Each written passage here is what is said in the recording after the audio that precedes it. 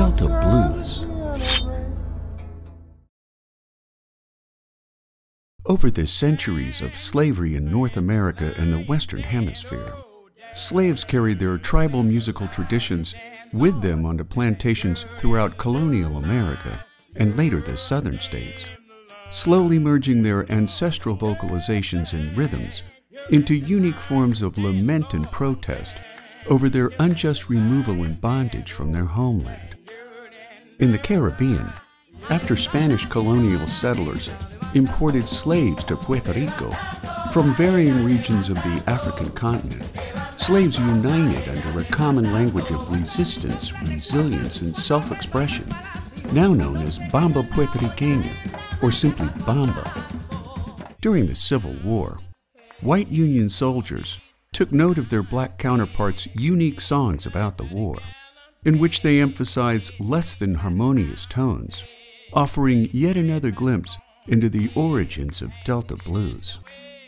Epicentered on the Mississippi Delta, home to the fertile plain that runs between the Mississippi and Yazoo rivers, field hollers and work chants further contributed to the birth of Delta Blues, infusing flat-noted, guitar-dominant polyrhythms with the howling, barking, discordant vocalizations of African tribal music, colliding head-on with white American folk traditions and easily accessible musical instruments of the day.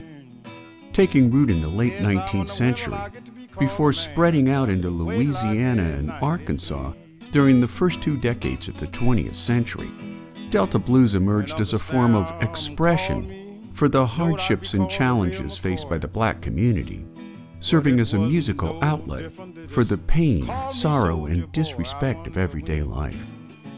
Over time, Delta Blues developed into an emotive and soulful musical tradition filled with fingerstyle and slide guitar riffs, quickly becoming a mainstay attraction in juke joints throughout the South, before spreading into urban areas of the North, Midwest, and West during the Great Migration of early to mid-20th century, when an increasing number of fed-up African Americans fled the oppressive Jim Crow laws of the segregated South.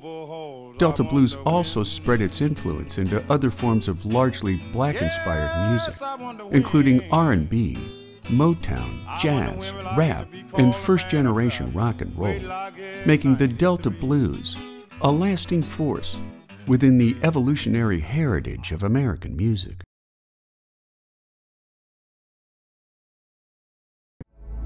Donatello.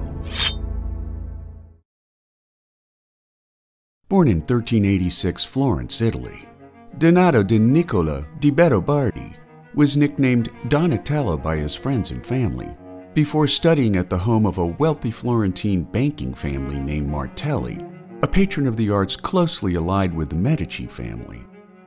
Apprenticing with sculptor Lorenzo Ghiberti, beginning in 1403, the duo beat out rival artist Filippo Brunelleschi to build the bronze doors for the baptistery of Duomo Cathedral, later befriending Brunelleschi when the two excavated ancient ruins in Rome to study Gothic art, an experience that would find its way into much of Donatello's early sculptures, such as his 2-scale rendition of biblical David.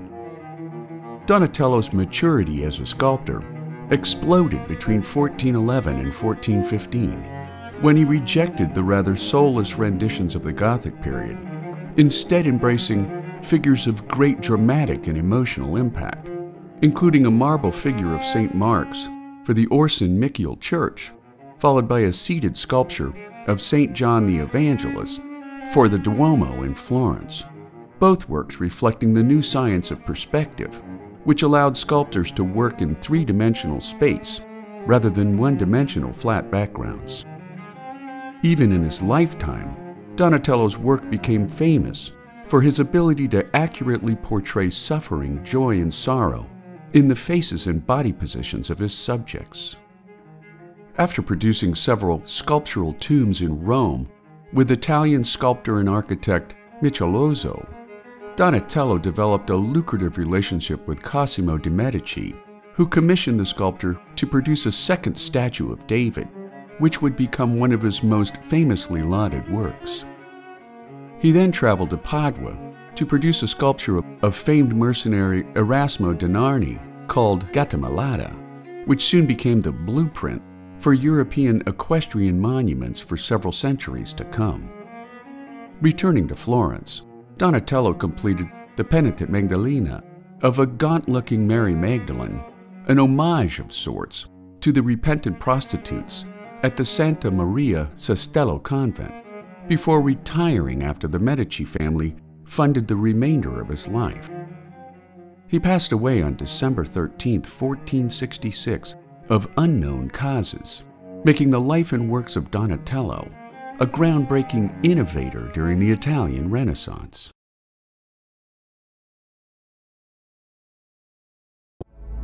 Ernest Hemingway. Born in 1899, Oak Park, Illinois, Ernest Hemingway cut his journalistic teeth writing for his high school newspaper before landing a job at the Kansas City Star, where he once said that on the Star you were forced to learn to write a simple declarative sentence. This is useful to anyone. Newspaper work will not harm a young writer and could help him if he gets out of it in time. Serving as an ambulance driver in the First World War, Hemingway was injured by an exploding mortar shell, receiving some 237 bits of shrapnel, an aluminum kneecap, and 2 Italian medals, later using his wartime experiences and close calls with death in several of his most acclaimed novels. Moving to Paris after the war, Hemingway became a leading figure in what his friend and mentor Gertrude Stein famously called the Lost Generation, which was a group of Paris-based artists who seemed lost or misdirected during the early years after the war, including F. Scott Fitzgerald, Ezra Pound, James Joyce, Sinclair Lewis, and Pablo Picasso. During his Paris years, Hemingway frequented the famous Running of the Bulls in Pamplona, Spain, which would lead to his debut novel, The Sun Also Rises, published in 1926. Other acclaimed novels would follow, including A Farewell to Arms, To Have and Have Not, A Movable Feast, For Whom the Bell Tolls, and An Old Man in the Sea, the later earning him a long-denied Pulitzer Prize in Literature. Married 4 times in a life filled with adventure, hard drinking, and beautiful women, before his death in 1961, Ernest Hemingway survived 2 plane crashes and numerous car crashes, as well as a shotgun wound while wrangling a shark off of Key West, Florida. After searching for U-boats in his beloved fishing boat Pilar, he also served as a foreign correspondent during the Second World War, where he reported on several of the war's most decisive turning point moments, including the D-Day landings at Normandy. Battling deteriorating mental and physical health in his later years, Hemingway retired to Ketchum, Idaho, where he committed suicide on July 2, 1961, ending the life of one of the most unique voices in modern literature.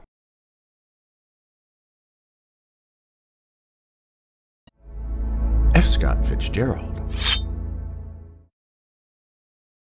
Born in 1896, St. Paul, Minnesota, after living much of his youth in New York State, Francis Scott Key Fitzgerald befriended future literary critic Edmund Wilson while studying at Princeton University, dropping out of college to join the Army during the First World War.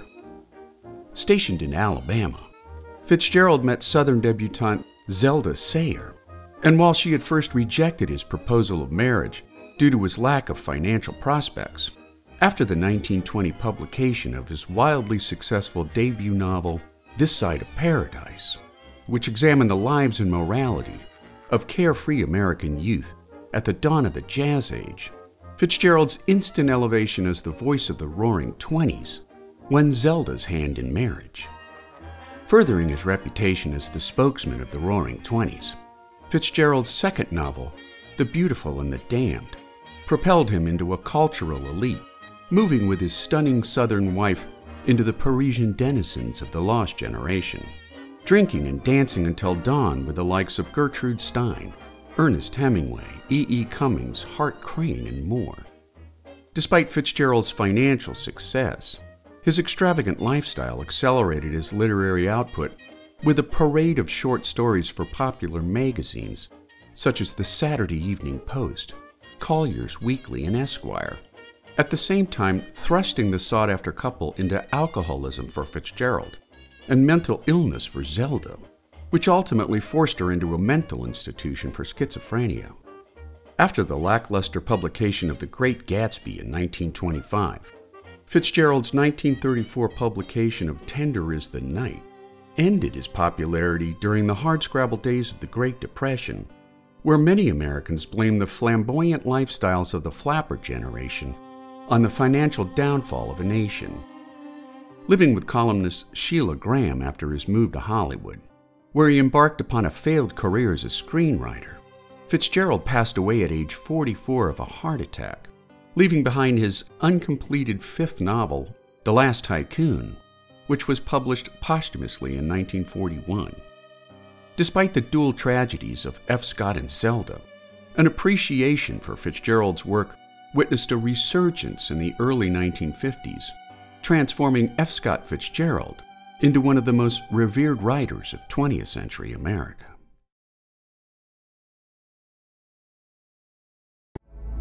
Geoffrey Chaucer. Born into a bourgeois family of well-to-do Londoners, sometime around 1340, as a teenager, Geoffrey Chaucer worked as a public servant for Countess Elizabeth of Ulster, the Duke of Clarence's wife, before fighting in the 100 Years' War. Captured at Rethel, his royal connections prompted King Edward III to pay for much of his ransom, before Chaucer spent the rest of his life as a diplomat and public servant to Great Britain and her aristocratic leaders. Marrying Philippa Rowett in 1366, the daughter of Sir Payne Rowett, the marriage did much to advance Chaucer's career in the English court. The couple lived abroad from 1370 to 1373, fulfilling diplomatic missions to Florence, Italy, followed by the establishment of an English port at Genoa. Despite his near-constant work distractions, Chaucer managed to carve out time for his original love, poetry. And while many of his most famous works remained unfinished at the time of his death, his contributions to English literature make his work highly readable, even to this day. Most likely written in 1380, when he spearheaded marriage negotiations between Richard II and Anne of Bohemia, Parliament of Fowls employs poetic allegory, incorporating elements of satiric irony that jabs at the superficial qualities of courtly love.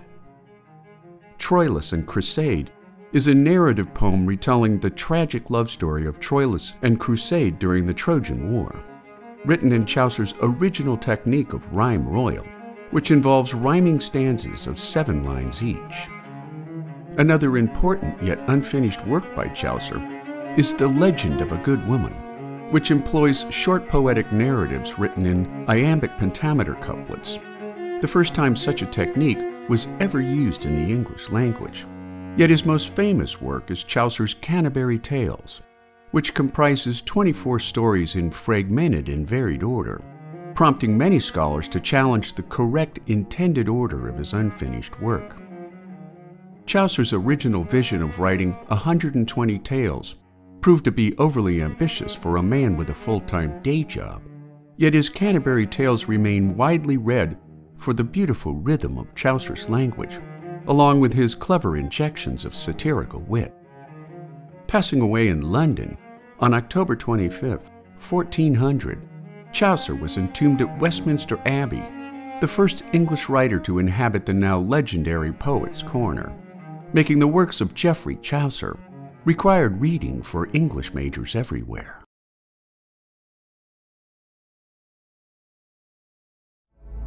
Goody Two-Shoes. Before her name became synonymous with over-the-top virtue and prudishness, few people living today comprehend the profound impact of the first English-language children's novel, The History of Little Goody Two-Shoes. First published anonymously in 1765 by John Newbery, one of the first publishers of children's books, The wildly popular novel tells the story of impoverished and one-shoed Marjorie Meanwell. After her indebted father falls ill and dies, two loan sharks named Sir Gripe and Farmer Grassball take what little money he had left, obliging Marjorie and her brother to fend for themselves as penniless, homeless orphans. A wealthy benefactor adopts her brother but leaves Marjorie behind, bequeathing her a scant consolation prize of a pair of new shoes. Overcome with excitement and joy, she runs through her town, exclaiming to a clergyman's wife, "Two shoes, ma'am, 2 shoes," earning her nickname amongst the villagers at large. During a time when women and girls were considered incapable of governing themselves, Marjorie Meanwell's adventures offered a starkly different narrative regarding gender norms of the day. Over the course of this Cinderella-like story, Marjorie Meanwell chronicles her struggles to teach herself to read, to stand up for animal rights, to overcome accusations of witchcraft, to foil a major robbery, to open a school and to earn her own living without the assistance of a man, achieving an educated, self-made womanhood in stark opposition to what 18th century British society thought women were capable of. Considered by many scholars to be the work of Anglo-Irish writer Oliver Goldsmith, Goody Two-Shoes became wildly popular with young readers in the 18th and 19th centuries, breaking all social and literary barriers of the day, while teaching young readers foundational values such as generosity, the benefits of hard work, and the fundamental virtues of an educated mind. Over the later part of the book, Marjorie teaches her students to focus on meditative, critical thinking with the prop of a hat she dubs her considering cap, which is the first reference in English literature of a thinking cap, making Goody Two-Shoes a breakout rebellion against 18th century expectations of what a woman could be.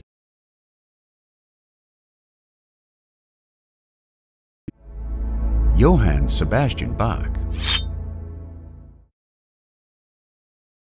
Born into an established legacy of musicians in 1685 Eisenach, Germany, Johann Sebastian Bach lost a sister and a brother at an early age, followed by his mother when he was 9 and his father by age 10.